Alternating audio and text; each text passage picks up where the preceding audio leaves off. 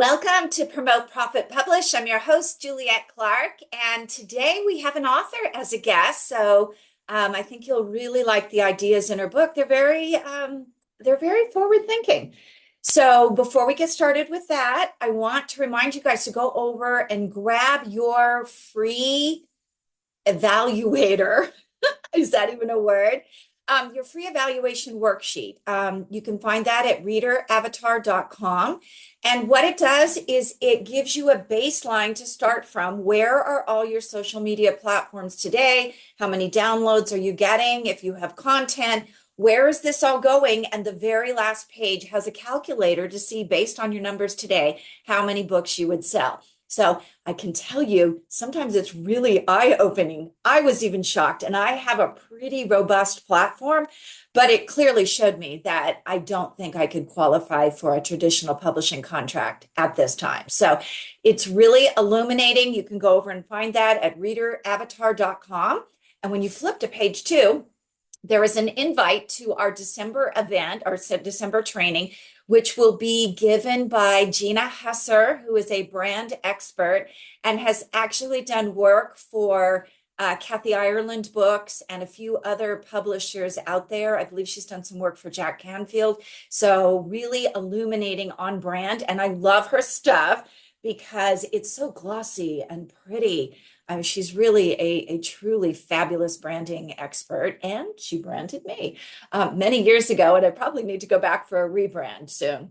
So our guest today is Anne Riley, and Anne was born in Richland, Washington, and is the 11th of 12 children and grew up in Naperville, Illinois. Can you even imagine? That's a lot of kids. She graduated from Illinois State University with a degree in accounting and earned the prestigious Bone Scholar Award. She married her high school sweetheart, moved to the West Coast, and started a family, earned a MBA from Portland State University. And for many years, she's been balancing her family life with various other industries, including technology, teaching, and finance. And she retired in 2011. She's influenced by the parallels between human and ecological systems, and her theory is articulated in her novel Dina, Nature's Case for Democracy, and a nonfiction book, The Human Idea, which is what we're going to talk about today, Nature's Newest Ecosystem. Riley's writing is characterized by humor and depth, and she aims to engage and improve the lives of her readers. And I love the basic premise of her book is really do no harm. So stay tuned with my interview with Anne. Anne, welcome. It's great to have you. Thank you so much for inviting me. I really appreciate it. Well, I'm excited to talk about your book. This is your second book, and I referenced Dina in my introduction. So why don't we start with Dina? How did you get started? Why Dina, and how did you move to this? Well, this is a pretty significant theory. I look at it as an kind of an extension of the theory of evolution by Darwin, and it's a lot. When I first tried to write the book, I tried to write it as a nonfiction book, and I got stuck as I went forward because, I'm not a scientist in any one field. I'm not a scientist in any field, and it makes a difference if you're trying to explain something that has scientific background to it.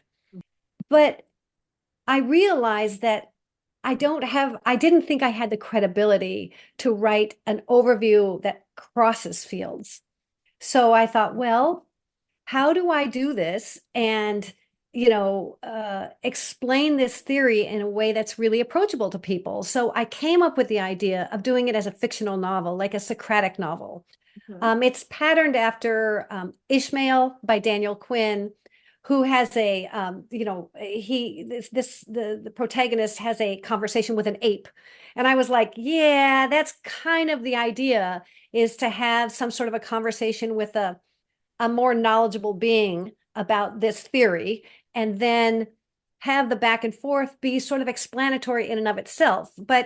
And for me, it was a perfect opportunity to put in a lot of bad puns and a lot of jokes and a lot of ways for people to go laugh along the way, because it's kind of a significant shift of mind. And so I wanted something that kind of relieved the pressure of that. That's a double-edged sword. It's worked well with women readers. It's worked very poorly with male readers. So I'm like, well, maybe there is a place for the nonfiction book. Right? That is so funny that women are, I guess because we're more social creatures, it's probably we're open to newer ideas in that area. So Right. as an author, you bring up these new concepts about ecosystem's an older one, but ideasphere. Mhm. What are the key characteristics of each so people can kind of understand what you're trying to explain? Well, I wondered basically for pretty much all my life why humans were so different than every other creature on Earth, and I knew we think, but I didn't understand, and I knew that's the significance. I mean, you look at a dog or a cat, and they know things. They think, but it's very limited in scope. Like if I ask my dog to go on a walk, the dog will say, "Oh, of course," jump up and down, and we'll go on a walk, and we'll take a path. But the dog doesn't know to go down Elm Street and then Jefferson Street. And let's say I tell my dog, we got to get home. I've got an emergency. I've got to go home. Let's cut through the park. My dog does not know that. He's like, well, go home means we have to go down all of these other streets that we normally go on our walk. They can't adjust that way. We can say, hey, where am I going today? Oh, I want to go to this restaurant or I want to go to that restaurant. We can think in very great detail and choose our actions in a very great detail. Mhm. And that is what struck me as very important. And so the idea sphere is like, to me, it was like, oh, ideas are at the base of all humans, and how we create ideas is how we communicate and how we build the world. Everything that we build starts with an idea, and we can share those ideas. And it is each thing we build kind of contains the ideas in it, right? If you build a house, it has all of the mathematical calculations that went into making sure that angles work and plumbing flows and all of these things that are in there. And that thing then exists as its own thing and can be transferred to other people. This is easier to understand, like with books. You know, uh, Darwin wrote The Origin of Species, and he wrote this theory of evolution in 1859. He died in 1882, but the book is still alive. I picked it up and I've read it, and it was a base for me to write my book about the human idea. Human ideas don't have a lifetime warranty like a human does or an animal does. So we can use we've ended up creating a whole ecosystem of ideas that are out there and being spread in all kinds of different ways. And what I wanted to do was understand how that worked and how it compares to the natural ecosystem. Interesting. So you talk in your book a lot about the choice. Choice is a uniquely human ability. What Right. sort of implications do you think that has for human behavior in society? Well, it is huge. It is dramatic in the sense that if an animal doesn't really have much choice, in the sense that is required to follow its DNA instructions. It's born with all its DNA instructions, and an animal lives, whether it's a cat or a dog or a squirrel, they all have to kind of follow the instructions that they have inherited from their DNA. Humans have come along and they basically have the ability to choose their instructions. They don't have to follow every instruction. They can create ideas and follow one set of ideas versus the other. But when animals follow their instructions, nature decides who gets to live and die. They do their instructions, nature, then the environment kind of works on them, and whoever fits in the environment can survive, and everybody else doesn't. So when you go along in time, when you look at animals, they are all the winners of life. They are all the best information possible. But humans come along and we can choose our information. So we can choose a good idea or a bad idea equally well. And we can implement bad ideas really well, just as well as we can implement good ideas. And there's no control. There's no environmental control over us to decide which one wins. The only thing that decides which idea wins is acceptance by others. So if you have an idea that says, hey, Apollo, the sun god, rides his chariot across the sky and carries the sun with it every day, people go, and it works. I mean, every day they look up, there's the sun. Oh, must be Apollo. That's a bad idea because it's not true, but people accepted it for thousands and thousands and thousands of years. And so that's what humans do. They don't have to accept only true ideas. So we can implement really bad ideas and really good ideas. And I think that what we see with humanity today is exactly that. We're a mixed bag. We can't implement both ideas because we don't have the controls. We literally remove those controls when we developed our ability to think and You know, choose.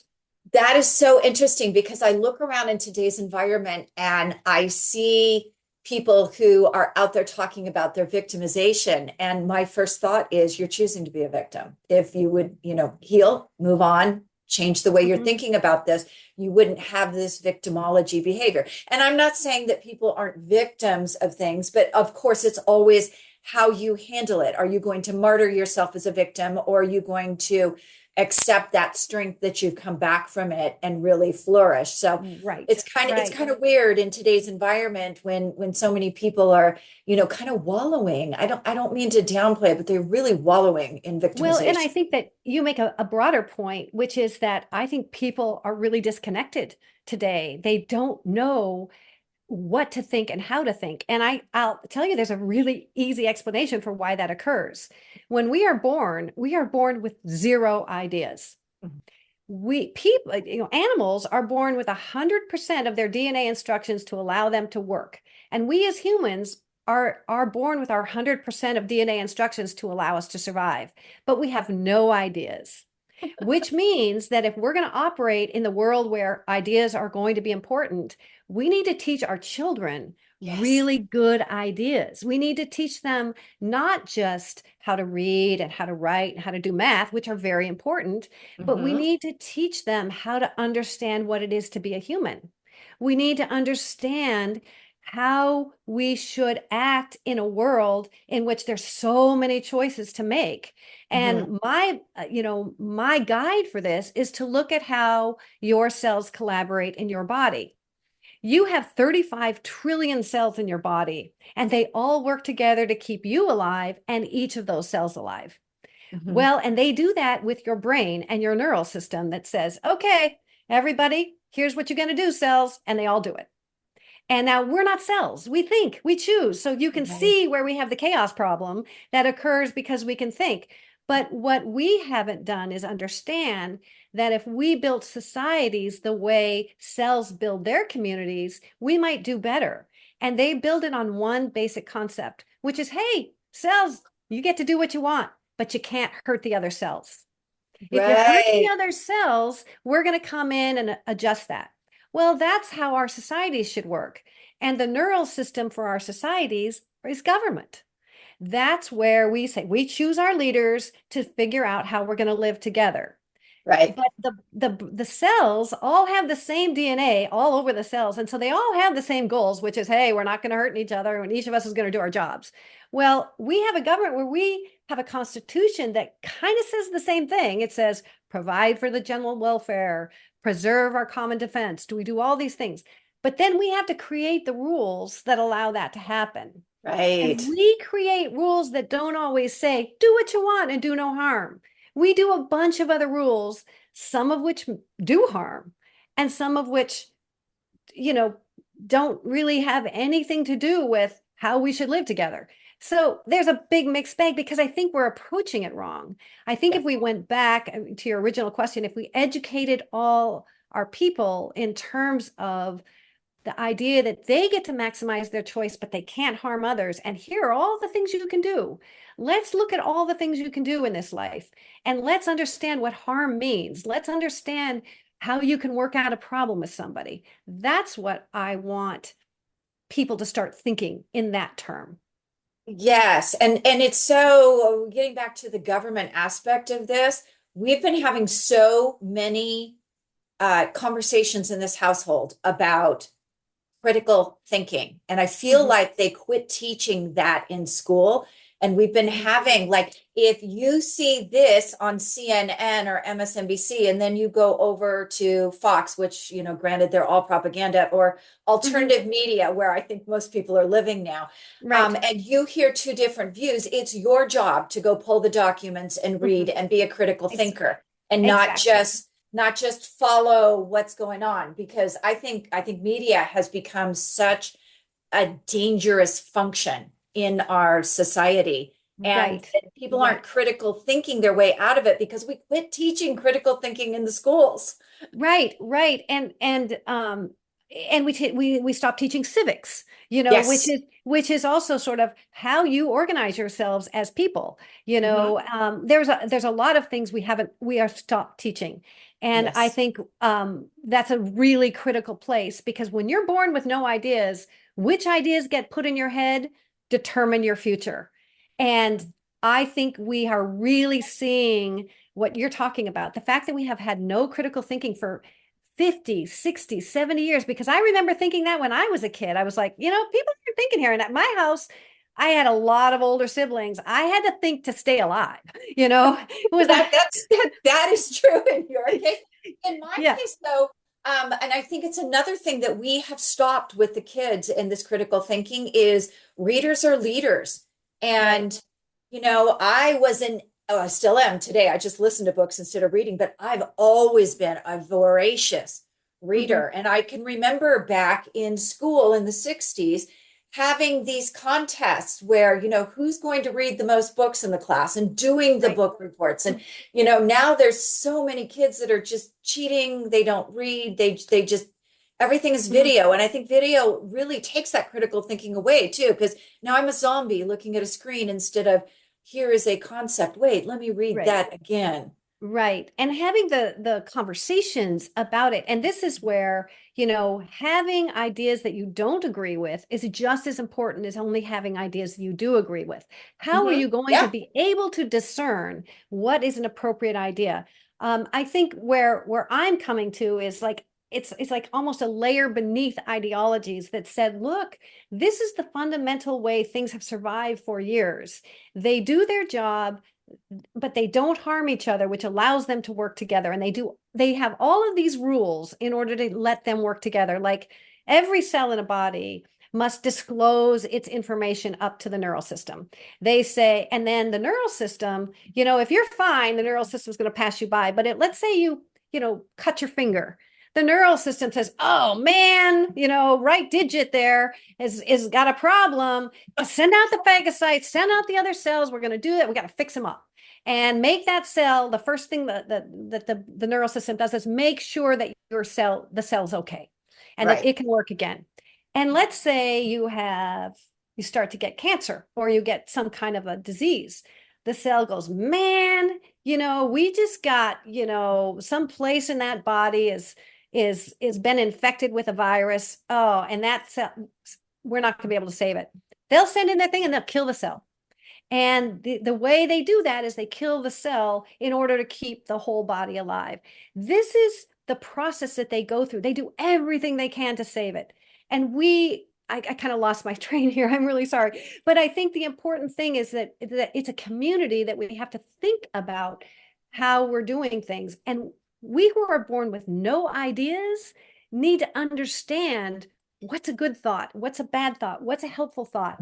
But the underneath idea is that we all should be able to work together, but do what we want and figure out how our place in the world. But we can't harm anybody along the way because they then can't harm me. And that's how we live together in harmony.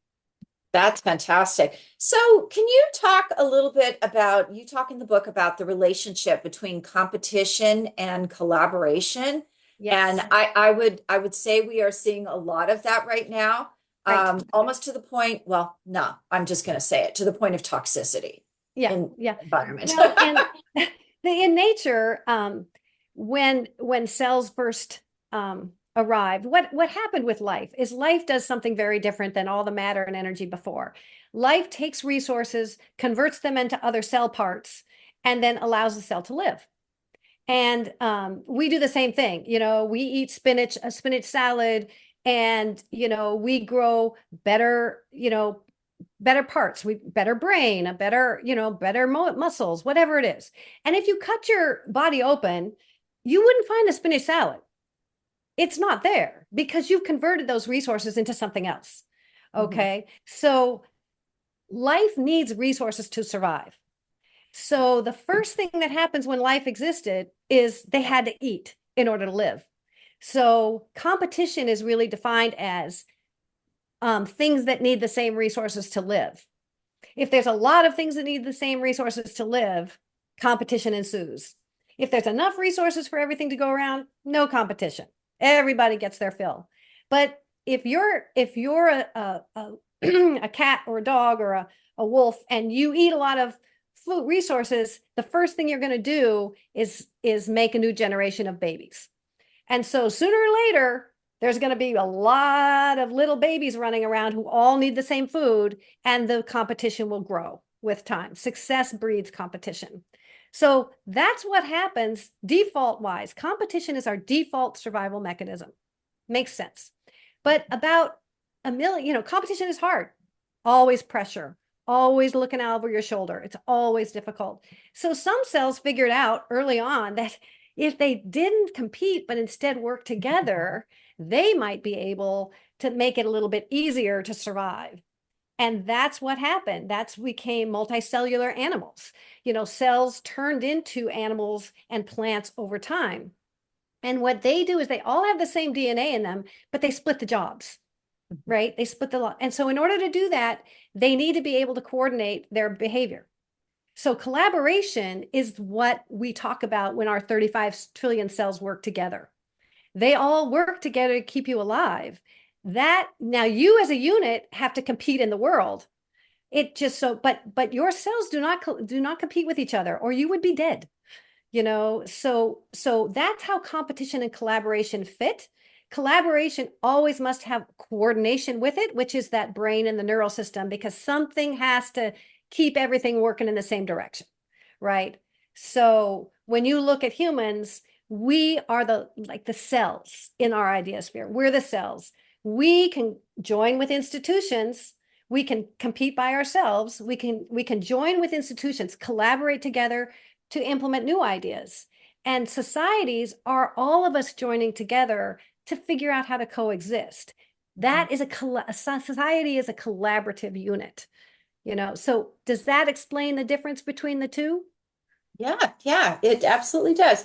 So, Dina is on sale now. You can buy it over on Amazon. Mm-hmm. And the human idea will be out on 11/19, I believe. Yes, November Yes, 19th. so 11/19. So we're going to be in pre-sale. We're already in pre-sale at the time this drops. So you guys go Okay. check it out. The Human Idea. You can find it on Amazon, pretty much any distributor that you buy books at. And Dina, I think, is an Amazon exclusive, isn't it? Yes, it is It's at this just point. Amazon, but you could buy that today before the other book comes out. So, Dan, thank you very much for taking the time to tell us about your book today. Yeah, thank you so much for this opportunity. I really appreciate it.